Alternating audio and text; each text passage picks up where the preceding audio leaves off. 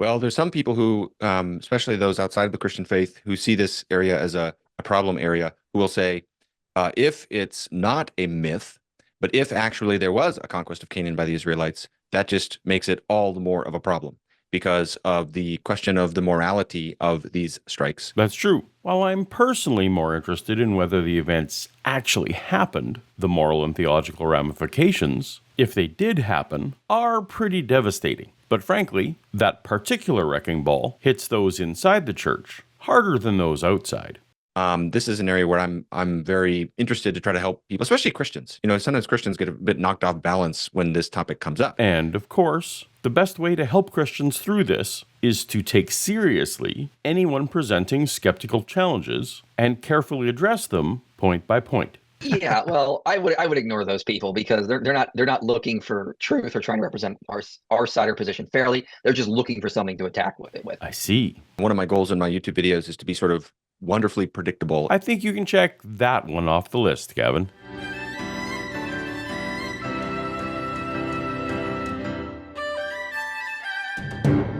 Welcome to Paulogia, where a former Christian takes a look at the claims of Christians. Hey everybody, this is a dialogue that I did with Michael Jones from Inspiring Philosophy. We talked about the conquest of Canaan and addressed a lot of the top objections about its historicity. Did it even happen? And then the morality concerns that people have. While it's okay to be a layperson sharing passionate learning on the topic of interest, At the time I was just a security guard, just sitting in a trailer overnight doing nothing. So I'm like, I got time, I could make videos. indeed, it's what I do as well. It's always beneficial to enlist the knowledge of actual subject matter experts. And today we've got two, Dr. Joshua Bowen and Dr. Kipp Davis. Oh, look, I've been updated with a bow tie. Keep your fancy bow tie. I'm sticking with this badass Moses shirt. Now, it's not the reason you're here today, but I'd be remiss to not point out that in addition to his excellent Atheist Guide to the Old Testament books and his tome on biblical slavery, Josh has recently launched his first online course called Myths Borrowed by the Old Testament. Yeah, I'm pretty excited about it. It's 7 lectures going through the surprisingly long list of ways that the Hebrew Bible writers and editors utilized myths from other cultures for theological purposes. So the Garden of Eden and the global flood are some of the obvious ones, but it's pretty shocking when you start getting into all the details. So whether you're a believer or not, knowing this context is super important for understanding these books. And you can sign up for that at tinyurl.com/joshmyths. Look, I'm not here to pitch Dr. Rainbow Bowtie's course. Sure, if you're into those dreamy blue eyes and Josh's crooning baritone as you nod off to sleep at night, then have at it. But if you are more interested in the meat, the metal of the Old Testament, I have an 18-lecture, 14-hour marathon of ear-splitting, jaw-dropping, eye-bleeding, mind-altering content about the biblical world called The Religions of Ancient Israel, Facts on the Ground and Propaganda in the Bible. It's an unflinching look at how the archaeological data from the Iron Age Levant intersects with the much later politically and ideologically motivated texts that we know as the Hebrew Bible. Which you can sign up for at tinyurl.com/kipreligion. I just want to say that I agree with Kipp. His course is vastly superior to anything that I could ever hope or dream of producing. Kipp, I just want to take this opportunity to thank you for deigning to join me in critiquing some of the work of Gavin Ortlund and Michael Jones. I count myself among the few, the honored and the blessed who have access to your genius. Now that I have taken the time out of my busy schedule... All right, back to the main topic. I'll be over here blinking until you need me. Hey everybody, welcome back to Truth Unites. I'm here with Michael Jones from Inspiring Philosophy, and we're going to talk about the conquest of Canaan and other issues of violence in the Old Testament, this concern of genocide, and kind of work through objections that people have. So I've been getting, I do a lot of stuff kind of on theology topics, but then I do apologetics as well. And not because I'm intellectually curious about them mainly. I've gotten into these issues of kind of violence in the Bible, slavery in the Bible, these kinds of things. I think by now, when it comes to slavery in the Bible, there is only one person that comes to mind. Shut up, Kipp. I never woke up in the morning one day and said, wow, I'm just really curious to study the book of Joshua. But it's kind of similar to what you first said and what I was saying about YouTube. It's like you see a need, you see this issue that's come up that people are really, really wrestling with. So, well, let me just ask you that. How did the issue of the conquest of Canaan first come up for you that you wanted to put some work on this? Well, it was related to the Exodus. So the video is part of a 3-part series on evidence for the Exodus. And there was so much I divided into 3 videos. One just for leaving Egypt, so Exodus rediscovered, then evidence for the wandering period. And then the third one was the conquest itself. So Exodus rediscovered, the conquest.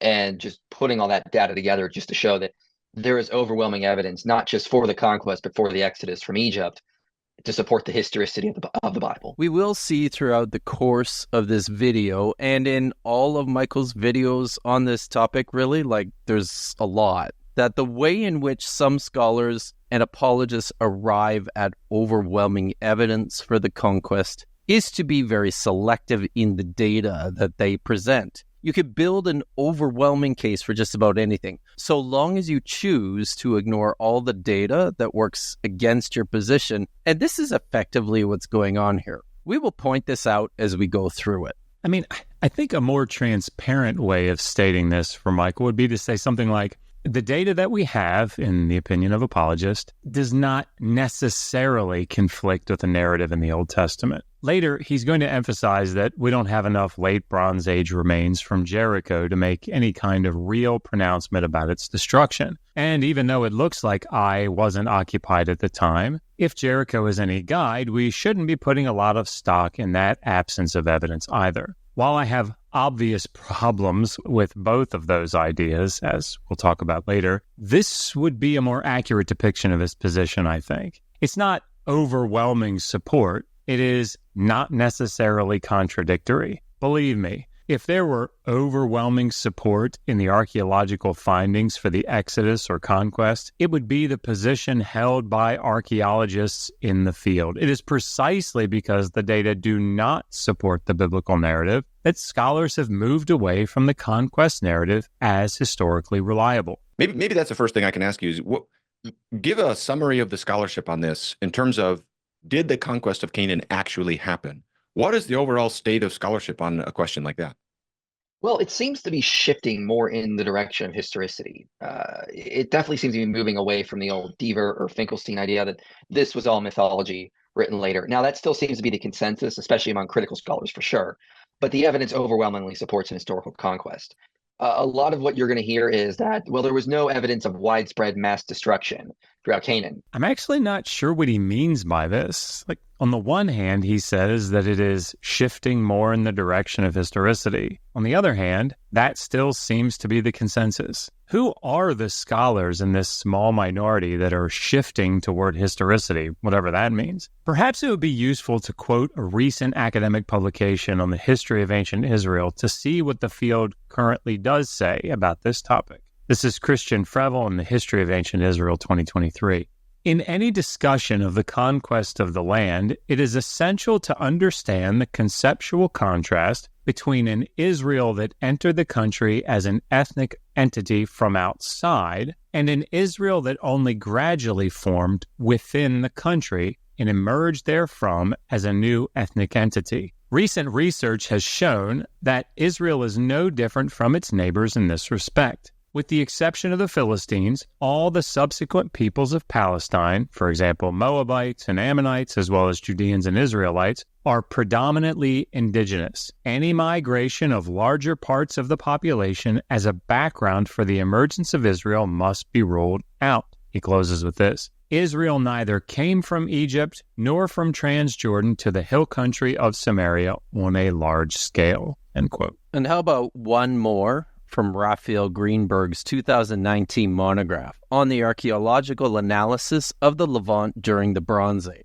The late second millennium conquest of Canaan by Joshua was also considered by Yagel Yaden, he was the excavator at Hatzor, and others as historically accurate and archaeologically verifiable. In recent decades, however, a critical shift in biblical historical studies, combined with new interpretations of ancient settlement patterns based on extensive surveys conducted largely in the occupied West Bank, have led many scholars to relegate both the patriarchal narrative and the Israelite conquest to the status of historical fable. The frontier between conservative and deconstructionist archaeologist historians, that is, between those who uphold the historical authenticity of traditions related to the Israelite ethnogenesis and state formation, and those who reject it, has shifted, for the most part, to the first millennium, leaving the second millennium outside of the mainstream of the debate and in a state of relative intellectual quiescence. And Kenneth Kitchen, Old Testament scholar, says, duh, because that's not what Joshua says. It says 3 sites were burned, Jericho, Ai, and Hazor. The rest were supposed to be used by the Israelites. They were supposed to just sort of come in, kick out the evil inhabitants, and take over.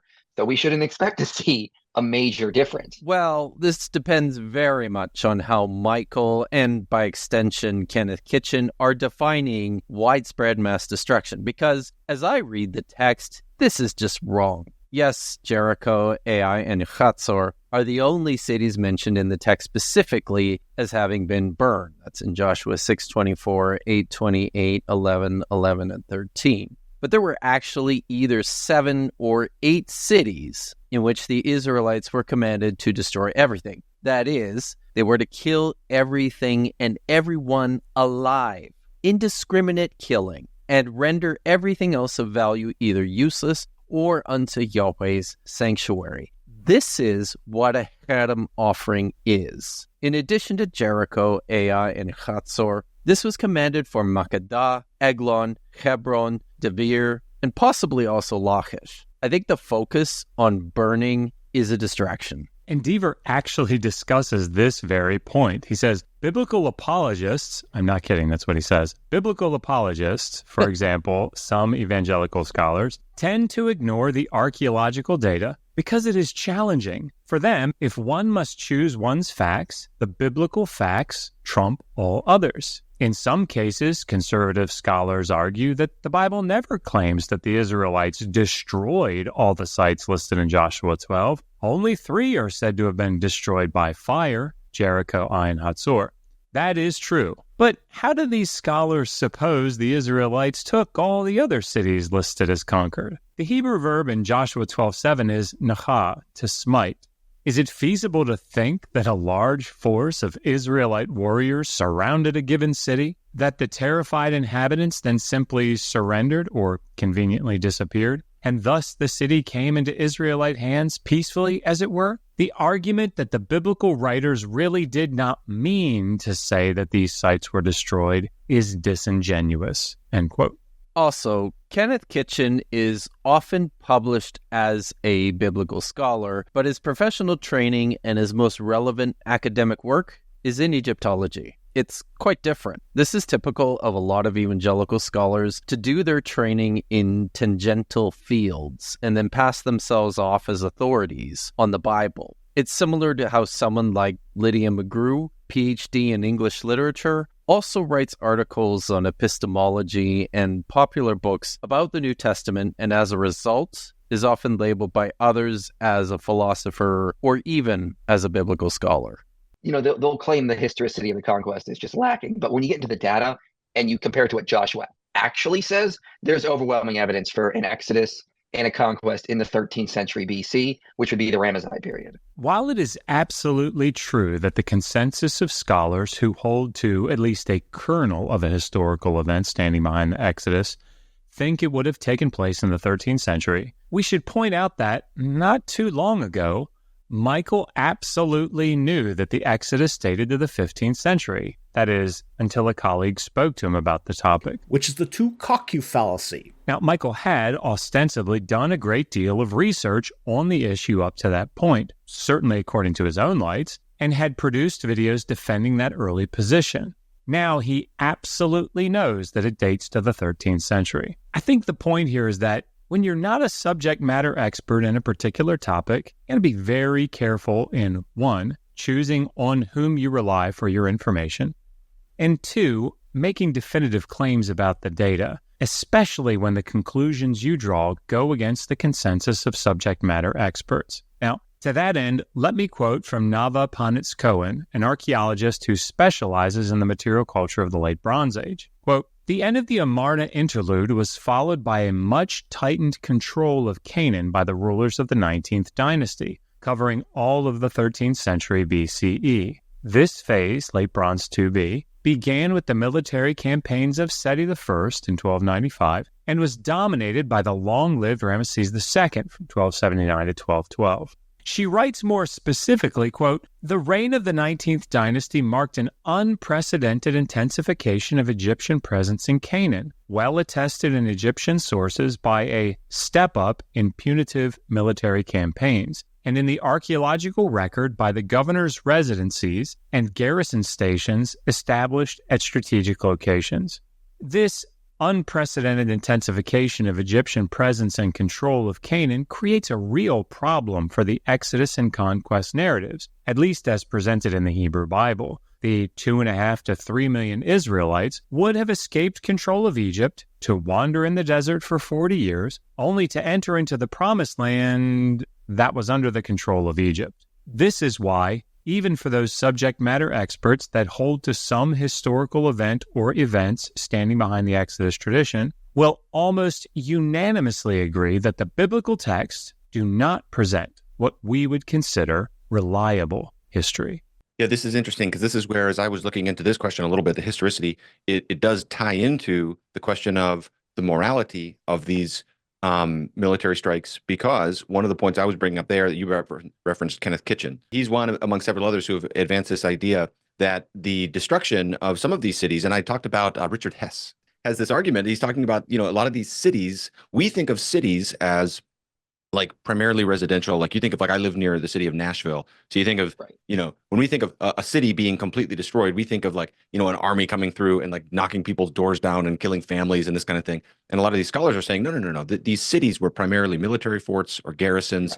Right. They weren't primarily residential areas. Let me quote again from Freville here. This comes from the section entitled Religion and Society in the Late Bronze Age Cities. Quote, "The cities were economically integrated into long-distance trade and had a stratified social structure. Besides the peasants, who mostly lived in the cities but also in the surrounding area, there were slaves, day laborers, craftsmen, and merchants, as well as a small ruling upper class comprising influential families, officials, and priests." This isn't a question of whether they were primarily residential cities. No one disputes that city-states during the Bronze Age were composed of both the city proper and their hinterland. But this idea that cities like Jericho and Ai were only occupied by military personnel or royal figures is just not tenable. And Hess's arguments in his 2008 article on Jericho and Ai is little more than seeking the possible instead of the probable, clearly driven by theological commitments. Let's provide a few examples of how Hess's commitments color his methodology. Speaking of the conquest in the book of Joshua, he wants to focus on what the text and the narrative says. Well, that's great. The problem is, one has to operate on the text's own terms. For example, it would be silly to try to calculate how fast Gilgamesh actually ran to beat the sun in a race through the tunnel to the end of the earth. But does Hess remain within the parameters of the narrative? He writes, "The biblical picture suggests that Jericho was small enough that the Israelites could march around it 7 times in one day and then have sufficient energy to fight a battle against it." Joshua 6:15-20. Now, the assumption here is that the writer was in any way concerned about the physical feasibility of the events described. This is simply not an assumption appropriate to the genre. Even from within the Christian worldview, I can see no reason why an apologist might not simply argue God gave them the strength to do so miraculously. This is certainly the explanation for passages like 1 Kings 18:46, where Elijah outruns Ahab in his chariot. Another example of Hess leaving the narrative is in his analysis of the size of Jericho. He says, "The actual site of Tel es-Sultan was not a vast city, but a small settlement." Here, his assumption is that the story is actually describing the late Bronze Age city of Jericho. But this is precisely the point under contention. One cannot assert that the Hebrew word Ir, described as having massive walls, was not such a city, since we know that it wasn't archaeologically. I mean, that's the whole point. Right? Hess appears also to miss one of the fundamental points of the narrative in its presentation of the figure Rahab the prostitute. Singled out as the only righteous, faithful person in all of the city, she is sharply contrasted with the unfaithful and disobedient Achan, who is part of the chosen people. Hess argues that it is significant that only Rahab and her family are mentioned as non-combatants in the story. Again, this is to assume that 1, the point of the author is to write an historical account of an event, and 2, that the narrative framework would likely present other non-combatants. Of course, this is to say nothing about the actual statement in Joshua 2:9-11, where Rahab straight up tells us that all the inhabitants of the land were absolutely terrified of the invading Israelites, or the Cherem offering to Yahweh, in which all men, women, and children in the city would be slaughtered. We have heard, and our hearts melt. Breath does not rise up in a single man because of you. The bottom line is that Hess's article consistently engages in speculation and presents a what-if series of arguments. What if city is only supposed to mean fort? What if there were no other civilians living in Jericho? What if Jericho was there at the time to guard the passes and collect taxes? What if? Unfortunately, this is no way how reputable scholarship is done. Apologetics, yes, but not reputable scholarship. The civilian population would have scattered before the military conflict and so forth. Correct. And Richard Hess makes this point in numerous publications. You wouldn't have women and children hiding in there. They would have been out in the countryside hiding far away. This is not what we don't expect them to have actually gone to this giant city. We'll say more about this idea that Jericho was just a fort in a little bit. But for now, viewers should know that one of the functions of the large walled Canaanite cities, or garrisons, if you will, was to protect residents in the area. Even if people didn't live inside the fort, when invading armies would encroach upon a region for conquest, this was still the safest place for everyone to hide. People living outside of the cities would get themselves inside, behind the walls, to protect themselves from invading forces. Have Michael and Gavin never seen a movie like Braveheart with all the people flocking inside the city of York? Or Game of Thrones?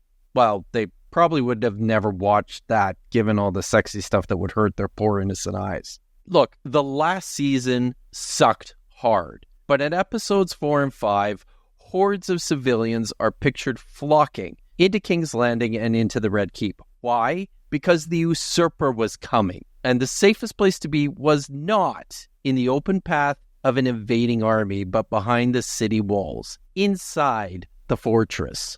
I would refer the viewer to publications like Israel F. Al's work, The City Besieged, Siege and Its Manifestation in the Ancient Near East, for the evidence that we have concerning what takes place during times of siege. Archaeologically, F. Al provides examples from the city of Lachish, from the late 8th century siege of Sennacherib, Nineveh in the late 7th century, and 8th century Ashdod. In each case, the material culture, including skeletal remains, indicate that civilians, including women and children, and increased population density were present at the time of the siege. In describing the effects of an enemy blockade, F. Al writes, quote, "Upon the approach of the enemy, the reaction of the population, particularly that which lived outside of these cities, was, assemble and let us go into the fortified cities," Jeremiah 4:5 and 8:14.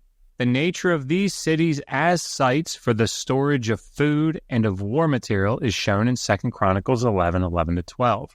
In the footnote, he even cites passages like Leviticus 26:25, which says, "I will bring a sword against you to wreak vengeance for the covenant. You shall withdraw into your cities," along with several Akkadian examples about enemies chasing people from surrounding villages into the cities.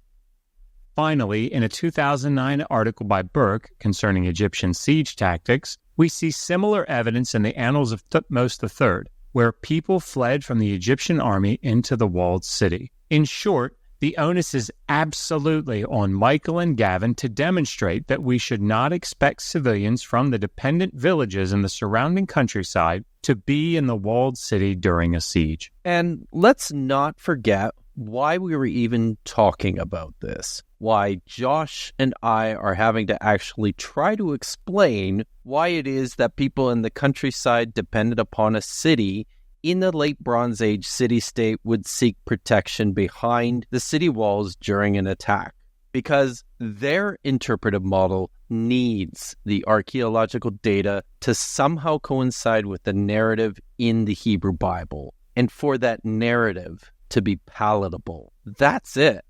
The only non-combatants would have been people running the tavern or the brothel, like Rahab, for example. Brothels make a much better investment than ships, I've found. Holes rarely sink. Never wanting to be at all triumphalist, let's try to, can we steel man the opposing side? I mean, are there any, maybe the answer is no. Are there any arguments you found that are serious or formidable arguments against historicity? Or what's the best case that can be made on that side? This is so telling to me. Michael has just said that it remains the consensus among scholars in the field. But now Gavin asks if there are, and there may not be, any serious arguments against historicity. I mean, this just smacks of a bias gone wild and uncontrolled. If the consensus of scholars hold to these positions, but there are no good arguments for them, what is Gavin implying about all of these scholars? Yeah, it's interesting. I've looked for arguments, and I'll get a couple. There's no evidence of mass migration of people moving out of Egypt. And Richard Elliott Friedman, who's no friend to conservative scholars, says, well, we've not done any major excavations in the Sinai. So of course we've not found evidence of a mass migration of people. We haven't looked. And, there's just been a lot of erosion. There's been interference by later groups, which we'll talk about when we get to Jericho, for example. But that doesn't mean that there wasn't a mass migration of people. So this is it's just missing the whole point, misunderstanding how archaeology works and the state of archaeology itself. I think that people viewing Gavin and Michael's conversation should immediately be asking themselves questions like, what are Michael's qualifications for assessing, quote, how archaeology works or the state of archaeology itself? I would hope they would do the same for me if I started making bold statements against the consensus of subject matter experts in the fields of biology or philosophy. I would encourage people to see what the archaeologists who dedicate their careers to these regions have to say about these issues. At least Kenneth Kitchen is a seasoned and well-trained Egyptologist with some relevant competence in the biblical texts. Michael runs a YouTube channel and is completing a philosophy degree. He does not even read the texts in their original languages. The other issue is they'll take the numbers in Exodus literally. So we should see like 2 million people leaving Egypt and moving into Canaan. And scholars like Kenneth Kitchen, James Hoffmeyer say that's not what Exodus is saying. The word for 1,000 can also mean military unit or tribe. Mitchell Medine says the numbers in the book of Numbers are probably idealized numbers. They're not meant to be literal. So you're getting more conservative estimates, like 25,000 people were in the Exodus. David Falk says maybe somewhere between 100 to 200,000 at the most. So they'll say like, well, we don't see millions of people moving. And well, yeah, but that's based on a fundamentalist reading of the Pentateuch and Joshua. We don't have to take that view. If you take a more scholarly understanding, it makes a lot more sense. Unfortunately, we are moving through a bunch of topics that each need their own discussion. The numbers depicted in the canonical Exodus tradition can be found in Exodus 12:37, and the children of Israel traveled from Ramses to Sukkot, approximately 600,000 on foot, the young men, besides the young children. This does not include, as we see, the young children, or it would seem the women. Scholars generally estimate, therefore, that if women and children had been included in that number, there would have been somewhere between 2 and 3 million people who would have exited Egypt. As Michael is alluding to, this would cause incredible problems for the historical reliability of the account. First, from an archaeological perspective, in places like Kadesh Barnea, we would expect to find material culture left behind by such a massive group. Lester Graby says it this way, quote, according to the book of Numbers, much of the 40 years of wandering in the wilderness was spent at Kadesh. This and related sites in Sinai and southern Palestine should yield ample evidence of a large population in this region, yet we find nothing.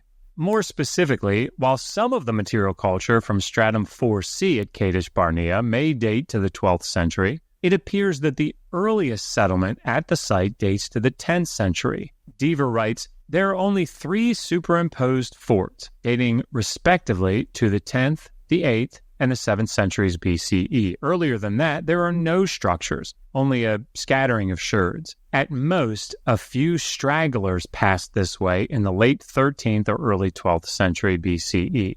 Finally, Finkelstein and Silberman sum it up this way, quote, "Yet repeated excavations and surveys throughout the entire area have not provided even the slightest evidence for activity in the Late Bronze Age, not even a single sherd left by a tiny fleeing band of frightened refugees." But there is another problem beyond the absence of material culture remains left behind by a massive group fleeing Egypt. James Hoffmeyer is sympathetic to what Michael and Gavin want to argue here. And what does he say about such a massive horde of Israelites exiting Egypt at this point in their history? Logistically, this is impossible. Egypt's entire population in the New Kingdom is estimated to be just 3 million, while P. Ramesses has been reckoned to be 300,000.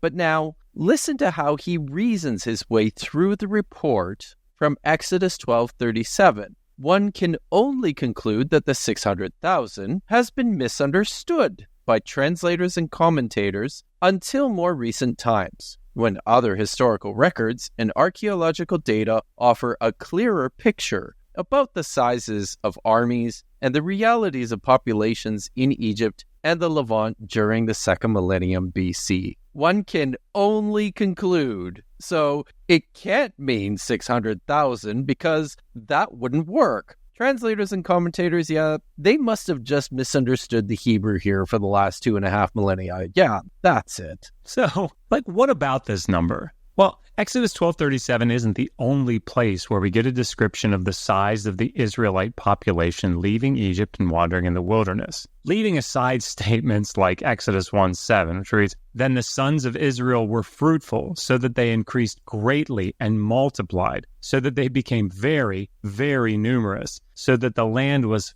filled with them." Leaving that aside, in Exodus 20:12-16 and 38:25-26, we find out that there were 603,550 men who were 20 years old and up. When we compare this number to a census that is found in Numbers 1 and 2, we see that it matches the total amount counted there, 603,550. These are broken out by tribe in the text. For example, Reuben had 46,500, Simeon 59,300, Gad 45,650, etc. And that's not all. In Numbers 26:51, a second census was taken at the end of the wilderness wanderings. Quote, "These are the ones who were numbered of the children of Israel, 601,730. When you compare the numbers in the individual tribes, you see that some tribes increased in number while some decreased, what you might expect over nearly 40 years. In the end, however, the number 601,730 is not the same as 603,550, but remains close to the Exodus 12:37 figure of approximately 600,000, and both census numbers are presented with specificity.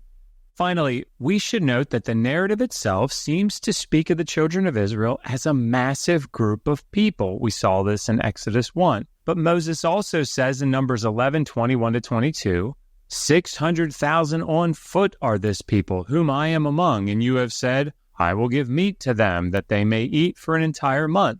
Will sheep and cattle be slaughtered for them, that it may be sufficient for them? If all the fish of the sea would be gathered for them, would it be sufficient for them? And what about Numbers 22:1-5, where Balak says concerning Israel, quote, "A people went out from Egypt, and now they cover the surface of the land, and they are dwelling opposite me." The passage describes the Moabites as being very afraid and horrified of the Israelites, quote, "because they were numerous," Numbers 22:3. All of this leads scholars in the field to conclude things similar to William Propp, who writes, "One must argue that here Aleph means not thousand, but clan or even squad." There's the smoking gun.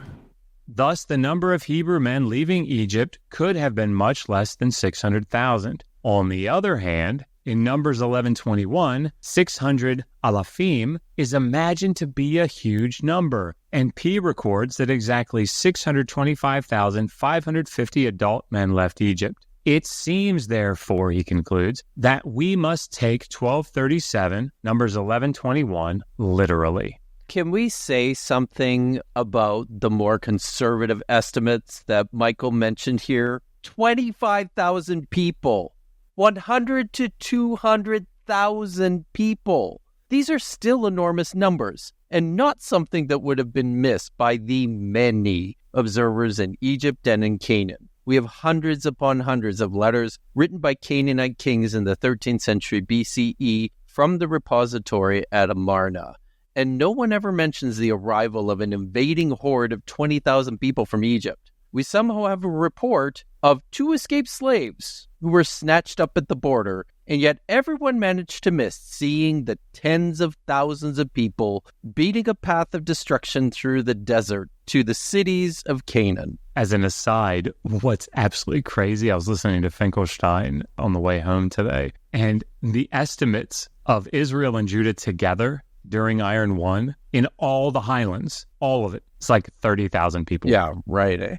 Well, I mean, that number would make Falk happy, I think.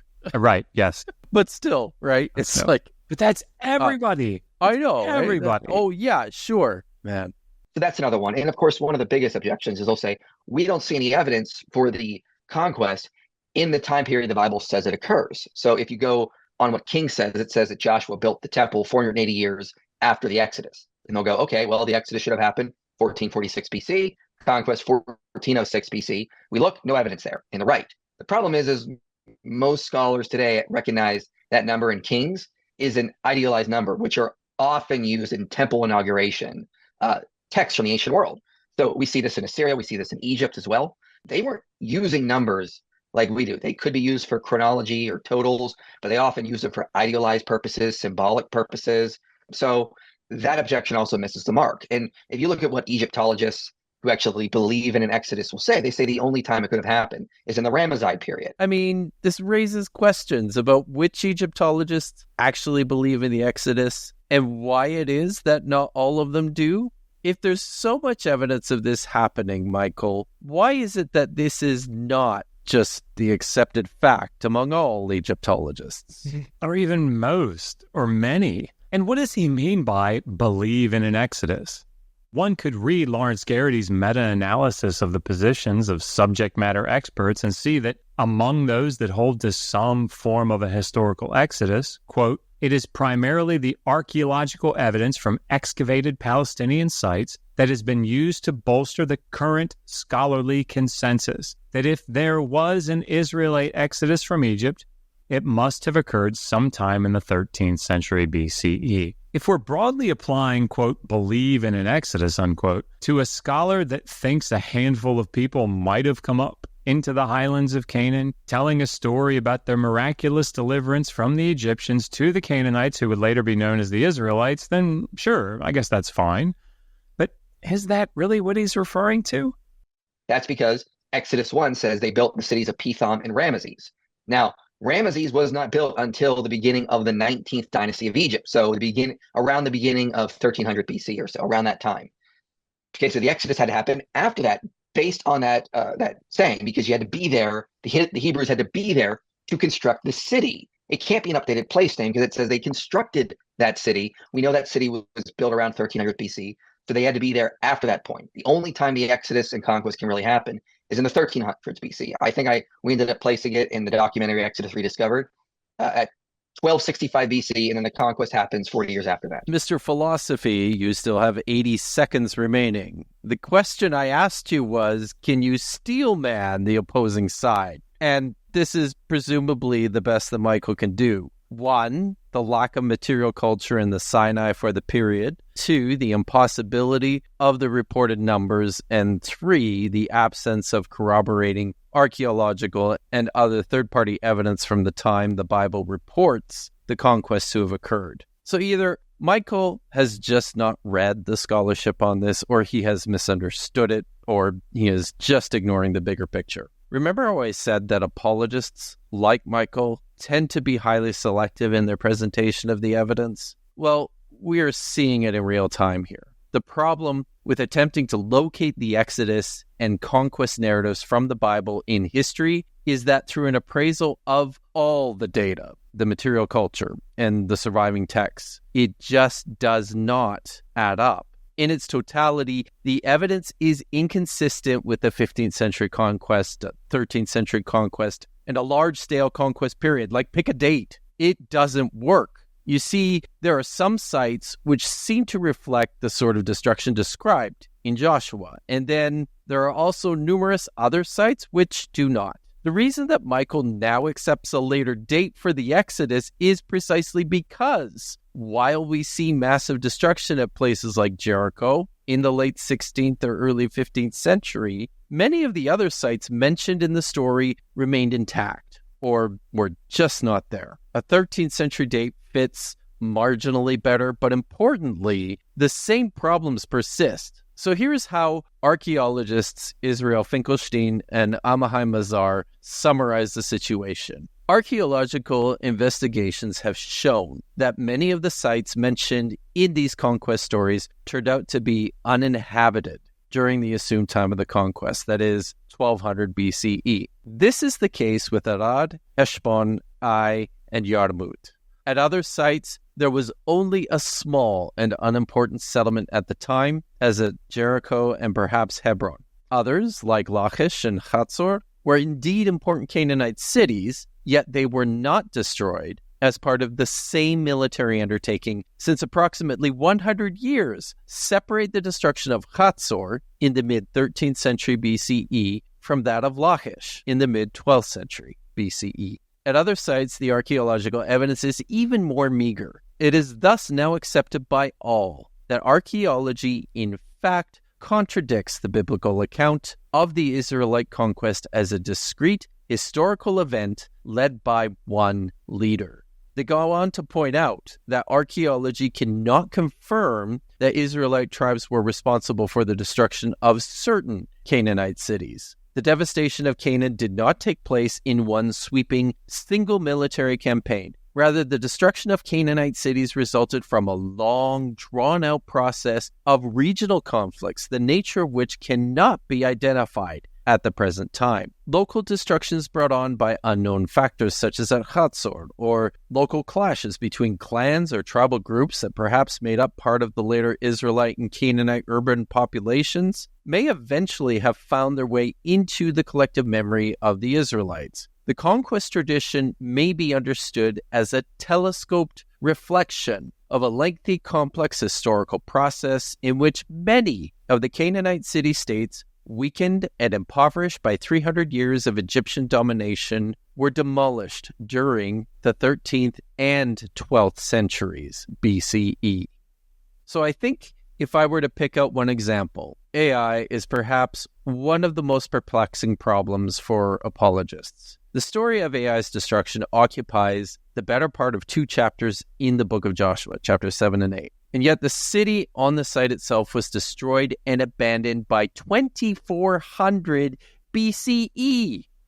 There were 2 tiny villages settled on the ruins in the 13th century, but these were not what is pictured in Joshua's narrative. All those who fell that day, from men to women, were 12,000. All the men of Ai. That's Joshua 8:25. Maybe that's a Canadian or an American small town, but the largest city in Canaan in the 12th century may not have housed more than 10,000 people. Even the name of the place in the story is an on-the-nose slip by the narrator, showing that this is a fiction. Ai means ruins. Let's talk about what you mentioned a moment ago about idealized numbers, because I think this is an important point. So maybe we can talk about this. This is sort of a peripheral point to some degree, but it's related to this larger discussion of how can we help Christians understand that it's not the idea that the more literal, the better is not actually the best way to read the Bible. It's not the most honoring to the Bible because the Bible doesn't always communicate in the most literalistic ways. And so to honor the text means we want to submit to how it is using language and to its intentions, and sort of let go of our expectations and let the text guide us for when we interpret something more literally or less literally and so forth. When we try to take this literal reading, we end up actually creating contradictions in the text, or things don't make sense. I don't think we need to take much time to walk through Gavin's concerns and Michael's comments about the inconsistencies in biblical chronologies, except to say this. Yeah, it's a problem. The reason apologists like these two tie themselves into knots trying to get the wildly inconsistent and contradictory timelines to add up is because they do not work. Much of the chronology is just wrong. Stop tying yourselves into knots, you guys. Windsor knots and bow ties will cut off the circulation to your brain. Yeah, I mean, I think that's a good point. Wait, all right.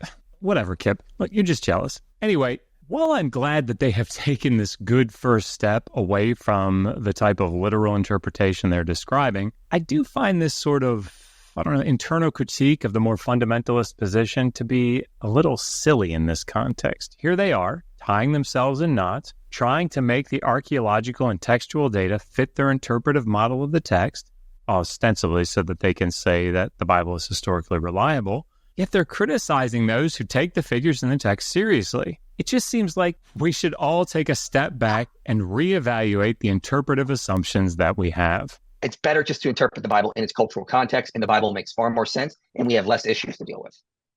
Yeah, you mentioned the words in its cultural context. That's an appeal I love to make to Christians too, is just to understand, hey, if you go to a different part of the world today, there's going to be cultural differences, and you have to, it's good to be humble and open, to consider.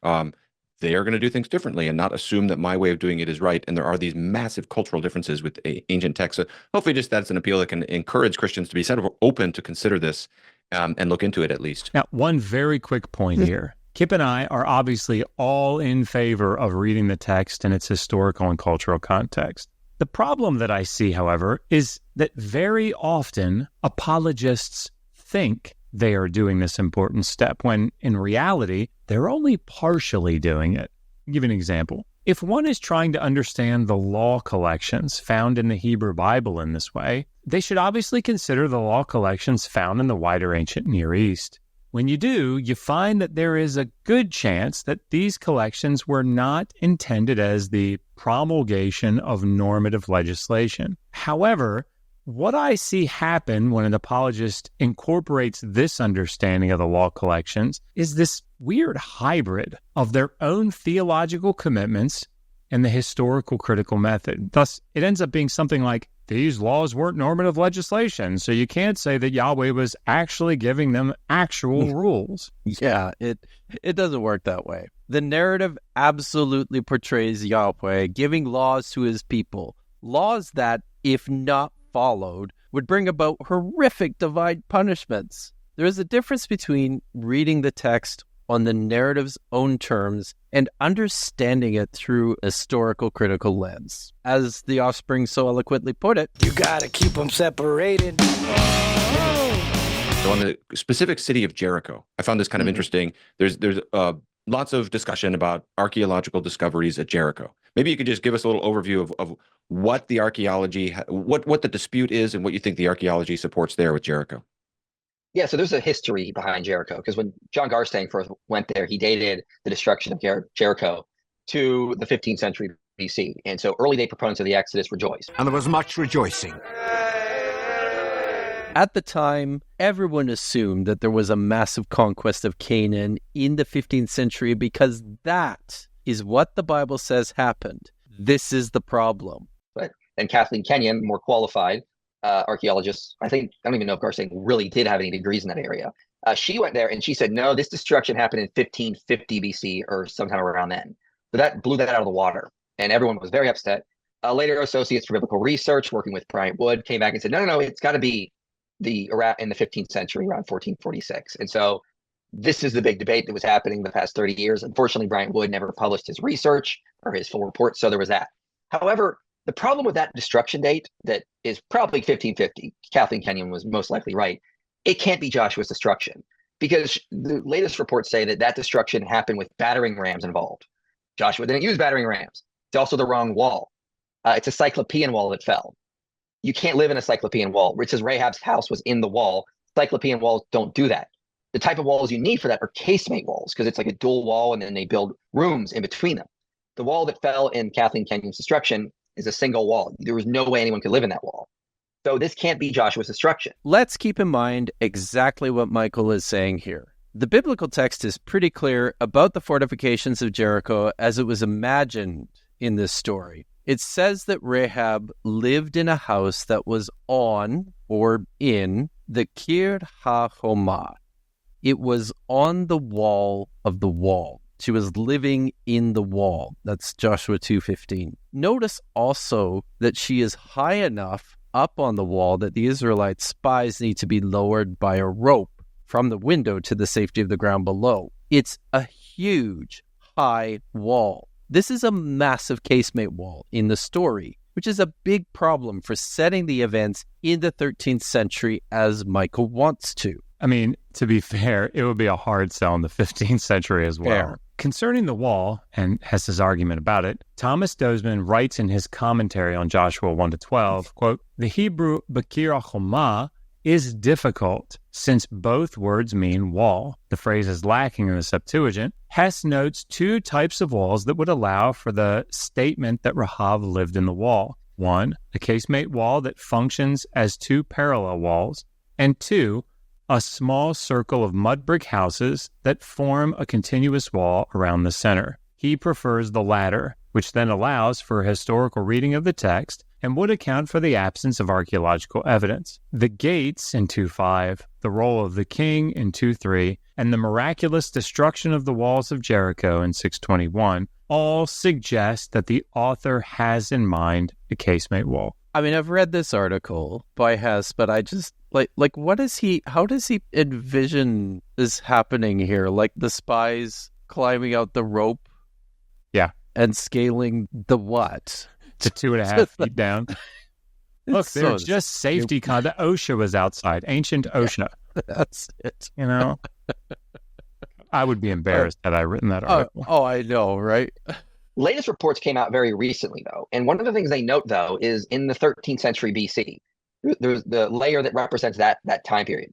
It's missing because later builders came onto the site and they cut into those layers during the Iron Age, during the Roman era, and they removed the evidence. So it's not that there is no evidence of a destruction. It's that the layer that could tell us if there was a destruction or not has been disturbed by later builders. So that's a problem. However, Lorenzo Nigro has also noted in his report that after the earlier, so the 1550 destruction that Kathleen Kenyon mentioned, the site wasn't abandoned. They rebuilt a new mud brick structure on top, and it was occupied.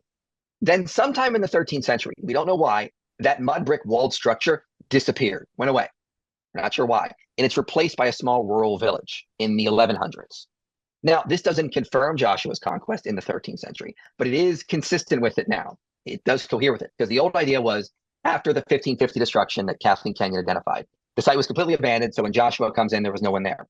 Latest reports say no. After that, they rebuilt a big mud brick walled structure on top, and then it disappeared roughly about the time of Joshua, and it's replaced by a small village after. So latest reports seem to at least show us something that is consistent with the biblical record. We need to talk about how the quote-unquote biblical record for these apologists is often a moving target. The meaning of the text goes wherever it needs to go to make the archaeological and extra-biblical data work. Also, what exactly is in Nigro's recent report? Notice that Michael says that the post-1550 settlement was a big mud brick walled structure. First, Nigro says of the Cyclopean wall surrounding the Middle Bronze III settlement, which was destroyed in 1550, that the fortification comprised, quote, a rubble rampart supported by a series of terraced walls called triangular walls, and by a massive Cyclopean wall made of huge limestone boulders at the bottom. The total height of the fortification was 8 meters, meaning that the wall itself could not have been much more than a few meters in height. But then, when talking about the late bronze structure, Nigro says that the settlement was scaled down significantly. Quote, the burnt and collapsed Middle Bronze III defense system was refurbished by adding a mud brick wall on top of the surviving crest of the Cyclopean wall. The palace was scaled to a residency called the Middle Building. Please hear what he's saying here. The older monumental fortification was replaced by a new mud brick wall on top of the ruins of the crest of the old wall. So, while this is not a massive casemate wall, it is scaled back from the even much less formidable barrier than that which replaced the ancient enormous casemate wall. At no point does Nigro call the post-1550 settlement a big mud brick walled structure. He says that the scaled down, quote, residency called the Middle Building was still in use, but also that there is a scarcity of 13th century materials, not that these are totally absent. Nigro also goes on to say that the 10th century BC town was fortified again, re-employing the surviving Middle Bronze 3 to Late Bronze Cyclopean wall. So, Negro says that the enormous walled structure with an imposing casemate wall was destroyed in 2300 BCE. It was rebuilt with a more modest but still impressive Cyclopean wall on top of a series of step terrace walls in the mid-17th century and then again destroyed in 1550. Another, even more modest mud brick structure and wall was erected atop of this new layer of rubble, and it was continuously occupied until sometime in the early Iron Age, but later leveling obstructs any clear view of what happened in this time, especially around the 13th century. Another small settlement was erected in the 10th century, again, with even more modest fortifications and reusing debris from the old pre-1550 Cyclopean wall. So, for Michael to insist that this survey is consistent with the biblical record, he has to somehow insert a massive city somewhere between the increasingly reduced fortifications of 1550 to 1100 BCE. Complete with a huge casemate wall, but for which we have no evidence. I mean none. We have lots of evidence of continuous rebuilding and increasingly reduced fortifications on the ruins of the Cyclopean wall, but no evidence at all of anything bigger ever being erected on the pre-1550 wall, which is already much too small to accommodate the details of the biblical story. This is the worst sort of argument from silence that is completely out of step with a comprehensive understanding of the full report. It's total nonsense. I mean, like Lorenzo himself writes specifically about this. He says, the ruins of Tel Sultan include massive collapsed and burnt mud brick structures. One may imagine that the terrible destructions suffered by the Canaanite city, both in the 3rd and 2nd millennium BC, had surely become part of the local shared memory, and possibly were narrated as the Jerichoans had been able to overcome them almost every time. There is no way, however, to link them directly to the Bible, except for the fact that the biblical author may have reused one of these stories to validate the historicity of his narration. The ruins at Tel Sultan are far older than the alleged date of Joshua's conquest. Now, in this section, Lorenzo cites Mario Liverani's 2003 publication on Israel's history, specifically about the story of Joshua's conquest, in support of the idea that the story of Jericho represented the use of the older destructions in writing the later biblical story. Finally, Negro closes the section with the following statement, again, citing Liverani, quote, "It is clear how hazardous is any attempt to seriously identify someone on the ground with biblical personages and their acts." Look, I get after Michael a lot for his attempts to popularize biblical scholarship, and this is a crystal clear example of why. He just does not read the literature carefully and comprehensively. He doesn't possess the skills and the training to properly evaluate the scholarship, and that's fine, so long as you are not passing off your opinion like an expert or pretending to popularize expert opinions. When you are consistently getting the scholarship wrong, this should disqualify your participation from the discussion. One of the issues I've been studying is whether these cities like Jericho and Ai were residential areas mainly, or whether they're, we talked about them as military forts or garrisons and so forth. And I made the case, I think it's better to see them as the latter. What's your take on that? And what do you think is the best argument for that? Oh, absolutely. I mean, when we excavated these sites, we found basically evidence of like military occupation. We're not really seeing strong evidence this was meant necessarily for residential aspects. So this seems to have been more of like a fort kind of thing. But again, the layers that should tell us what was going on there in the 13th century are missing entirely. So where on earth is Michael getting this information? In the report by Negro that he keeps waving around, it says that the mud brick middle building in the post-1550 settlement was scaled to a residency. Kenyon had also excavated dwellings from the same period back in the 1970s. I suppose Michael thinks that he can just sit on the idea that Jericho was solely a military fort in the absence of much information from the 13th century. But it is important to point out that the 13th century layers are not missing entirely, as claimed. Negro says they are scarce, but then also notes that, quote, late Bronze Age layers were mostly preserved all around the Tell, on its flanks. According to the report, these layers, quote, were almost completely cut away from its top by the Iron Age Roman, Hellenistic, and Byzantine building activities, meaning that considerable data from late Bronze Age 2 to 3 continues to be uncovered away from the center structure. I know Richard Hess has written a lot about this, so he gives a lot of really good evidence for that. Same with Ai, though, is Ai seems to be based on the text of Joshua. It was like a military outpost for the city of Bethel.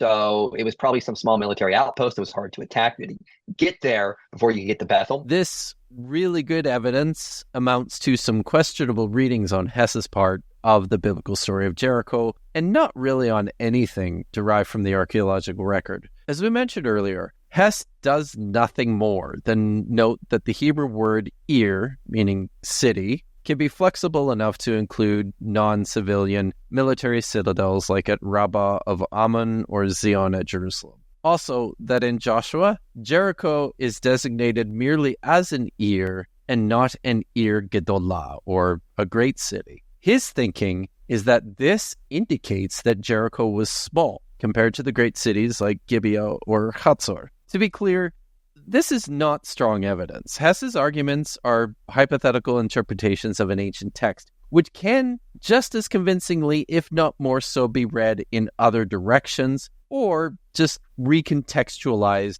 as the triumphalistic Yahweh reform propaganda that it is. And Hess argues that they couldn't have meant that Jericho was a large, well-fortified city because the archaeology tells us it wasn't. But this is the crux of the matter. Look, in so many cases, like the number of people said to have left Egypt, the extent of execution carried out in harem warfare, the size and makeup of the city of Jericho, when confronted with the archaeological and historical data conflicting with the biblical text, one has at least two options. On the one hand, they could press forward, knowing that the Bible is somehow going to be right, and attempt to find a way to reinterpret the data to make it fit. Or maybe just think that the human writers might have gotten it wrong. Go figure. Now, of course, the archaeology of the site of Ai, which is Et Tel, I believe, doesn't really give us any indications of a destruction in the 13th century either. However, based on what we now see with the latest reports on Jericho, problems with erosion and problems with later builders or later occupants disturbing the sites, we shouldn't be surprised at the end of the day, because this is just what's going to happen. Except if this were the case, then we should actually be very surprised. The reason some of the layers at Jericho were disturbed was because during the Hellenistic period, regional aristocrats started building large summer palaces at Jericho, which then cut into several of these late bronze layers. Look, this didn't happen at Ai, which means that the stratigraphy there is much more secure. Ai had already been abandoned for 1,000 years by the time the conquest was supposed to have happened. And let's not forget the elephant in the room. Jericho and Ai, as damning as they are to particular interpretations of the biblical text, are not the only sites under investigation here. I would remind you of sites like Arad in the Negev, Heshbon and Dibon in Transjordan. These were all said to have been destroyed by the invading Israelite army. But Arad, following occupation in the 3rd millennium BCE, was abandoned until after the Late Bronze Age, leaving behind no city in existence for the Israelites to destroy. A similar picture can be seen in Heshbon, where archaeology reveals that there was no occupation earlier than 1200.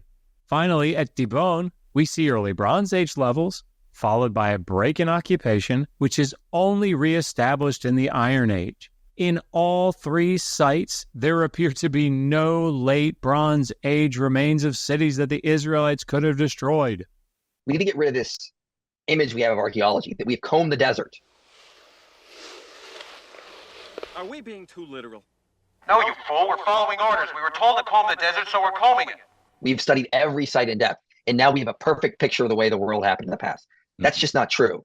Archaeology is messy. It's a lot of inferences, and a lot of the data gets disturbed by just people that have lived there over the past thousands of years. So even if we never find any evidence of Ai, that is not evidence there wasn't an attack on it in the 13th century because of just what archaeology can reveal. Skeptics sometimes exaggerate how much power archaeology has. It has a lot of power for sure, but that doesn't mean you can dismiss historical accounts just because we don't find any direct evidence. It's just not the way things work. I hope that Michael did not mean it to come across this way, but this felt like a very condescending evaluation of the field of archaeology.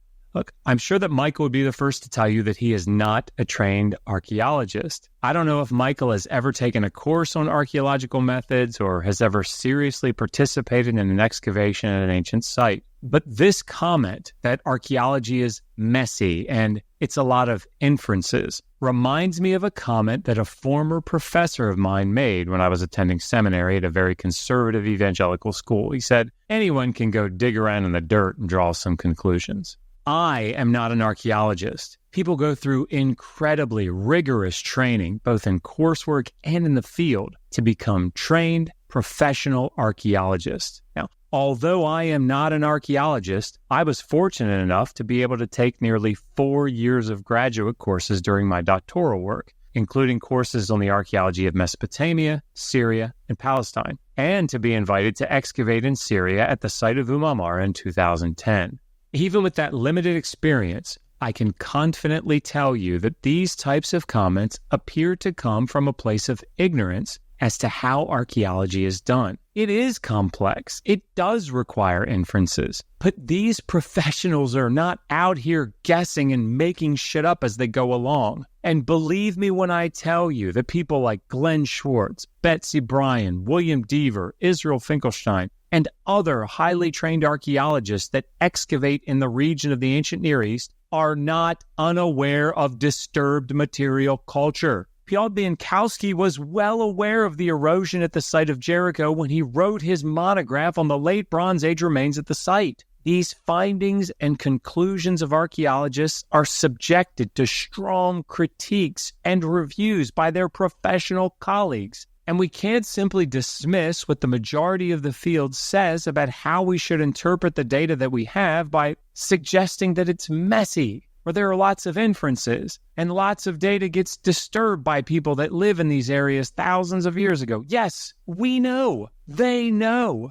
These things are all taken into account by serious archaeologists. Look, here's the bottom line. The conclusions that archaeologists draw and then publish to be scrutinized under the critical eyes of their colleagues are not made without careful consideration of the available data. And they don't base their conclusions only on what they find from a single site. That's another issue that needs to be addressed here. Hyper-focusing on one area of possible contention while ignoring the elephant in the room. Kipp and I are philologists. When we're translating through a text, we often come across words and phrases that, in their syntactical constructions, could be understood in different ways. For example, I'm currently writing a commentary on the book of Leviticus. In the very first verse of the book, you see an odd syntactical construction where a verb appears without a subject, followed by another verb with a subject. Now, you could translate it, then he summoned Moses, and Yahweh spoke to him from the tent of meeting.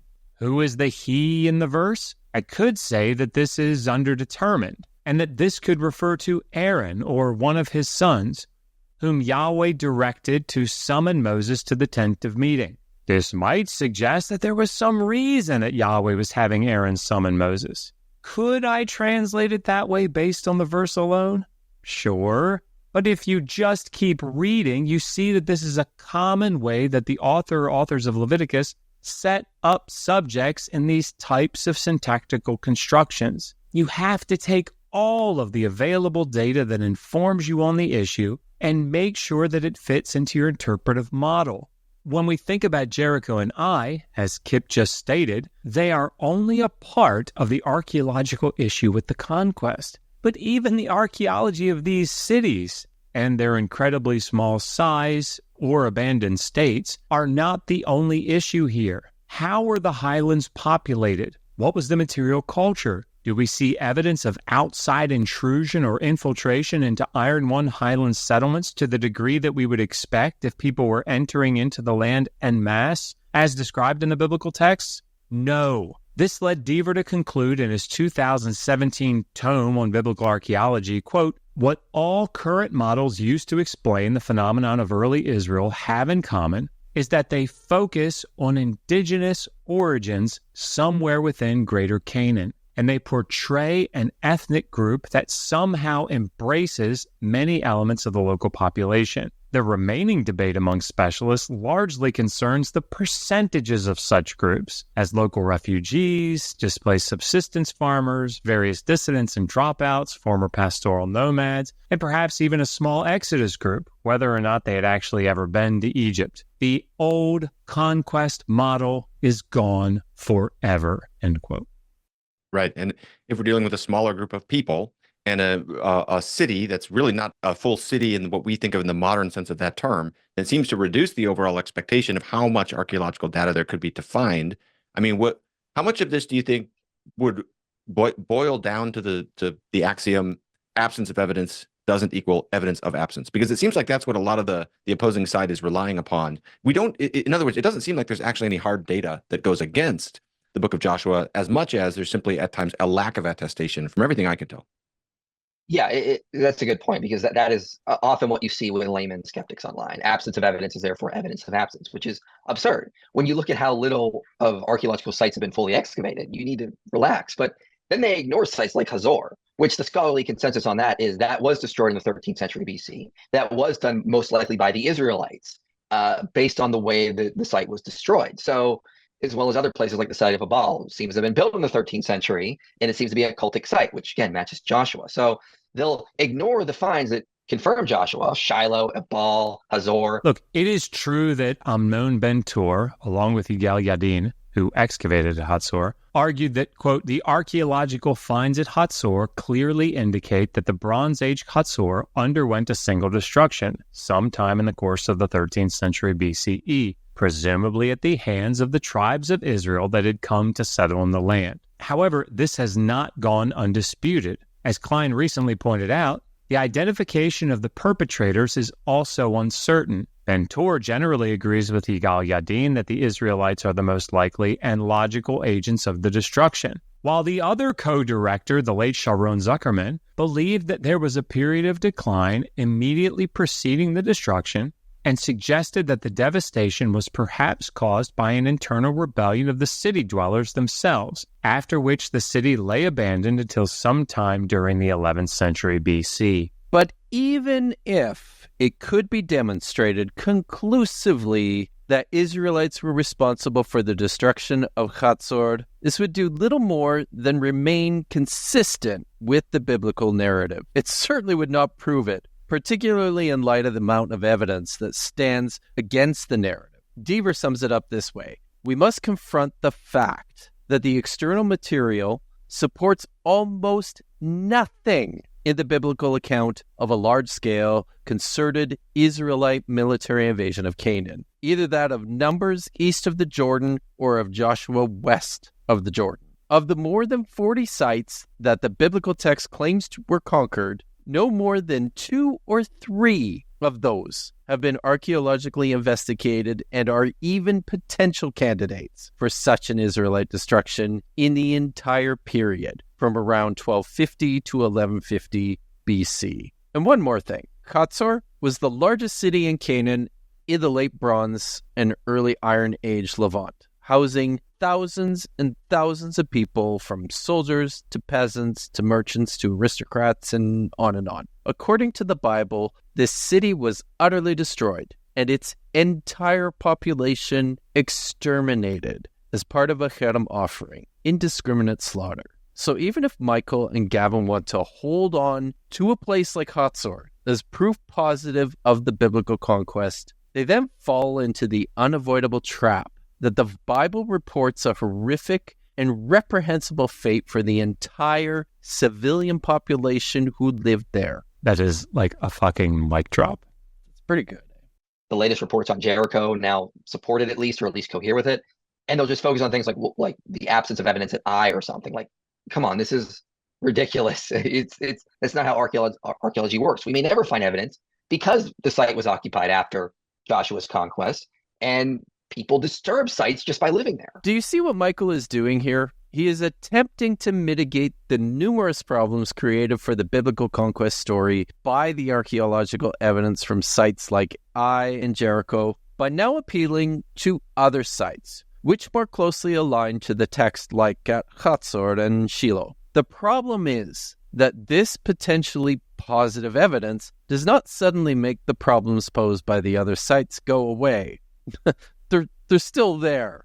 I will remind you of what was cited by Finkelstein and Mazar earlier in this video. In some cases, there is an outright conflict between the archaeological findings and the biblical narratives, while in others, the archaeological data do not contradict the conquest stories. It's not that skeptics like Josh and me are ignoring evidence. It's that when we look at the full archaeological picture of the 13th and the 12th century Levant, it cannot possibly support the conquest story as told in the book of Joshua. We're not just cherry-picking the data where certain sites don't align with the biblical story. We're rather considering how all of it can be synthesized. And when we do so, when scholars do this, the inescapable conclusion is that the conquest did not happen.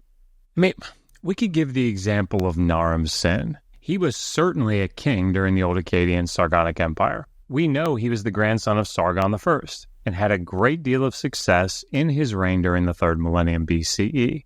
There are lots of administrative texts, royal inscriptions, and pieces of Sumerian and Akkadian literature that we could point to in order to demonstrate that he was a real person and that he ruled during this period. But when the textual evidence that we have tells us that he was turned into a divine being because of his success in a series of battles, we can't point to the other data that don't conflict with Naram Sin being made into a god in order to substantiate the case that he was. And we all recognize why. You wouldn't be ignoring evidence for his deification in the textual record, even though the texts are quite clear that this is what happened. Instead, we would be taking these deification claims in their broader context. It's like Jonathan Adler said, we don't do history in this way. We don't read any ancient narrative and assume that if the story sounds credible, it must have happened, right? We don't just assume that if there are no miracles in the story and it doesn't sound too incredible to believe, we simply believe the story on the face of it. History doesn't work that way. I think that's just a very cynical reading, Josh. Very. That's all it is. We just want to sin. Well, there's some people who, especially those outside of the Christian faith, who see this area as a problem area, who will say, if it's not a myth, but if actually there was a conquest of Canaan by the Israelites, that just makes it all the more of a problem because of the question of the morality of these strikes. But the 2 points is just the legitimacy of divine judgment, and then secondly, the nature of ancient warfare rhetoric.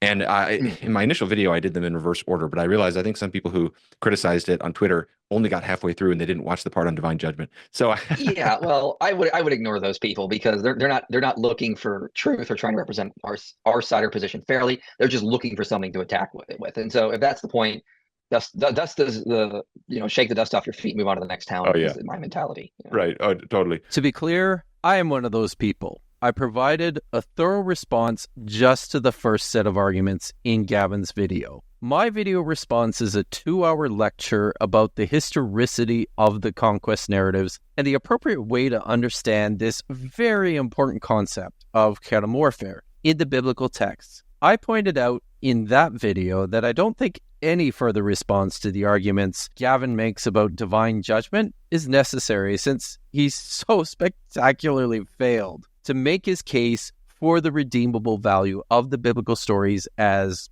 ancient Near Eastern warfare rhetoric. Nothing more needs to be said, since we can already confidently conclude that the conquest never happened, and also that the type of conflict described in the book of Joshua was not ever intended as hyperbolic. All those declarations about sacrificing entire urban populations as harem offerings to Yahweh, yeah, the writers and readers absolutely understood that this ritual act of devotion to God was total and uncompromising. Again, our first instinct was to bypass this part, since Gavin and Michael seem to just continue to either misunderstand or misrepresent the archaeological, historical, and textual data. I mean, if they want us or any scholars, anyone really, to take them seriously on issues like these, then I think they need to fix the fatal errors we've already addressed here. It's just not worth anyone's time to navel gaze about divine judgment if we can't even get past the established fact that the story of Joshua's conquest in the Bible is just flatly wrong about what happened at the end of the Bronze Age. However, on a second pass of this section, Kipp and I did see that Michael says a couple of things here that we just can't let slide. So first, he's going to make an argument for why God is perfectly justified in taking human life.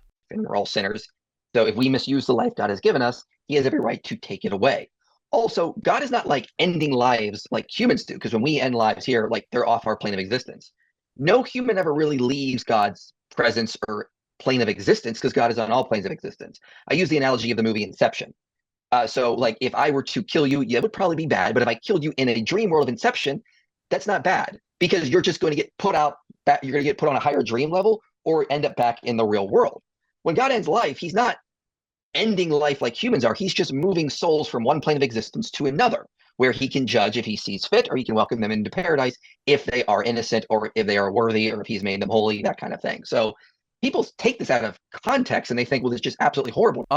Yes, that is absolutely horrible. This is just completely despicable. And if you're watching, Michael, you should know that I've lost some respect for you with this astonishingly crass analogy. That time when the Ottoman forces slaughtered 1 million Armenian Christians, that's no biggie for God, just a transfer from one plane of existence to another. The systematic torture and slaughter of 6 million European Jews, it's like they were taking a trip on a cosmic train, when the Hutus raped and hacked their way through hundreds of thousands of Tutsis with their machetes. Just a change of location. The idea that death is nothing more than a move from point A to point B on an imaginary cosmic plane is disgusting, and it's dangerous. It's a callous disregard for our collective pursuit of well-being, and it cheapens human life. Yuck. And a more subtle and maybe even more insidious effect of this type of apologetic is how it desensitizes people to atrocities. I mean, think about the Samson story. We today would consider what he did to the Philistine temple as nothing less than an act of terrorism. But for most of us, we don't even see that in the story. The text others the Philistines. They're the bad guys. So whatever happens to them is seen as just and deserving. And was it because Samson was such a great and morally upright guy in the story? No. It's because the reader knows that Yahweh is in support of the act. This is why Kipp and I have to hear people say things like, well, the slavery in the Old Testament laws wasn't so bad. Or, sure, the woman didn't have to give her consent to the man for him to have sex with her, but think about the alternatives. By beginning with the conclusion that the act in question is endorsed by a perfectly moral being, one has to come to the conclusion that it wasn't morally reprehensible. Thus, we lose sight of what's really going on. Right. Yeah, that's well said. No, Gavin, it's not. It's a truly awful way to think through the value of human life. So next, Gavin and Michael contemplate the necessity of God's judgment because humanity is characteristically incalculably evil. I think we can help pastor people, though, by helping them understand that God's judgment is not evil. God's judgment is good. It's against evil. Go ahead. Yeah, I would also say if the real underlying issue in all of this, I think, is what is your view of humanity? When I see someone about to leave Christianity, I often see this. They start to think humanity is good. Why do we need a savior? Why do we need a judgment of God? When I see someone about to come into Christianity, they start to realize the weight of their own sin, and they're like, I need a savior, I need help. So the real difference is here, how we view humanity. If you view humanity as good, you're going to look at God as evil. If you recognize humanity is evil, depravity is a thing, just study history, you're going to be like, geez, thank God God is judging because this evil needs to be dealt with.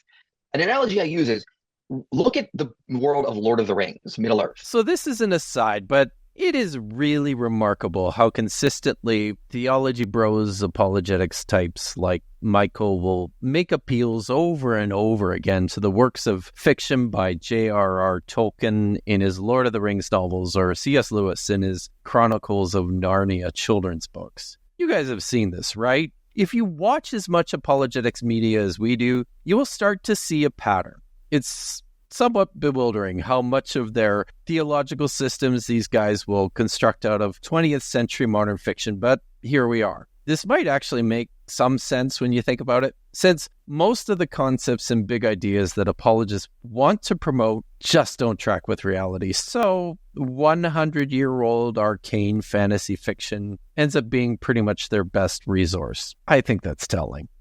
What are humans in this world most like? Not the elves, not the hobbits, not the humans. We're honestly most like the orcs.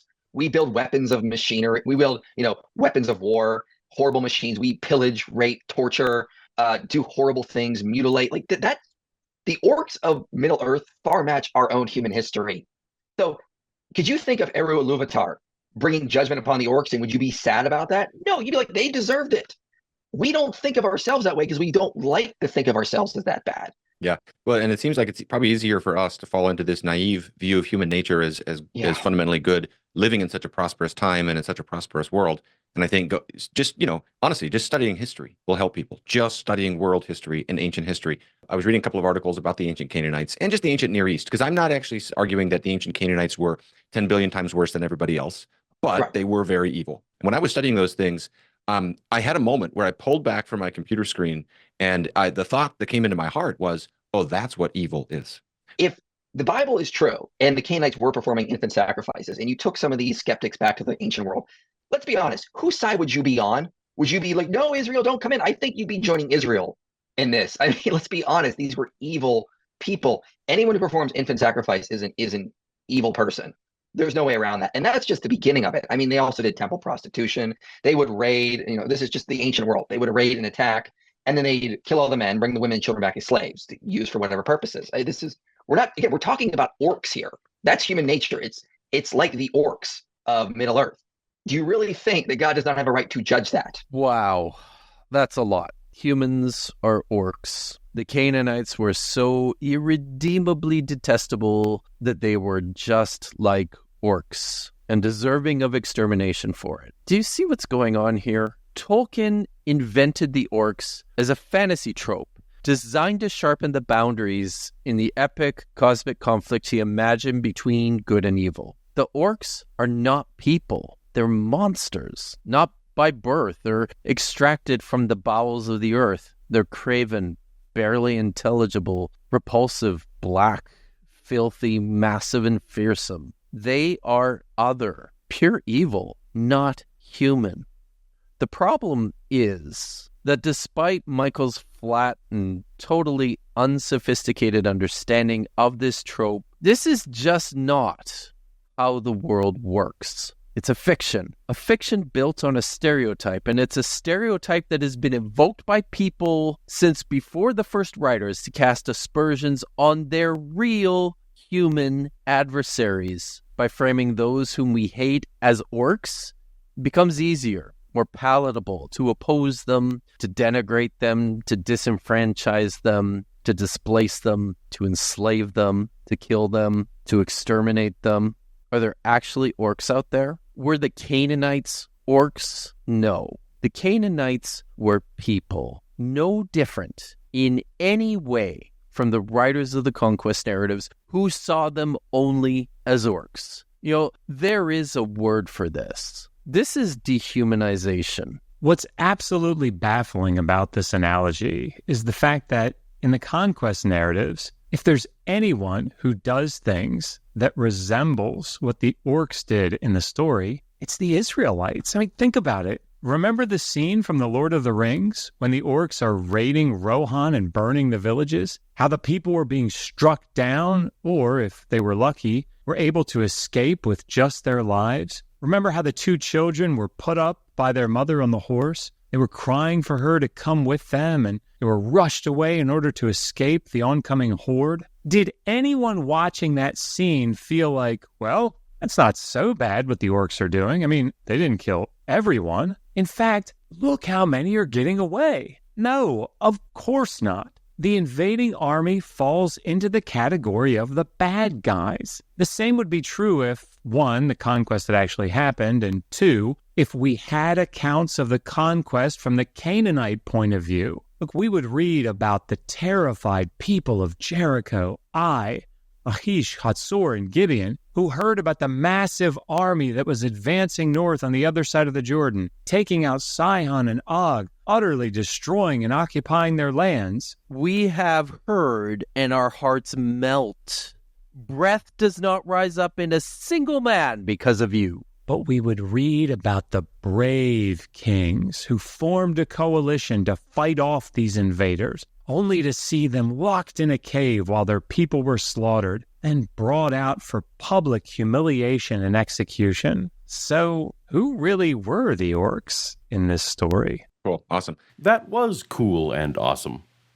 Thank you, Dr. Kipp and Dr. Josh. As a reminder, you can sign up for their online video courses at tinyurl.com/KipReligion or tinyurl.com/JoshMyths. You can find Dr. Josh, along with his better half, Megan Lewis, over at their YouTube channel, Digital Hammurabi. Dr. Kipp also has an impressive YouTube channel, creatively named Kipp Davis. Links to both are in the description. Or you can tap on that thumbnail on screen now for a full playlist of all the Dr. Kipp, Dr. Josh appearances here at Paulogia. Thanks for watching, and until next time, later. Bow ties are not cool. Yes, they are.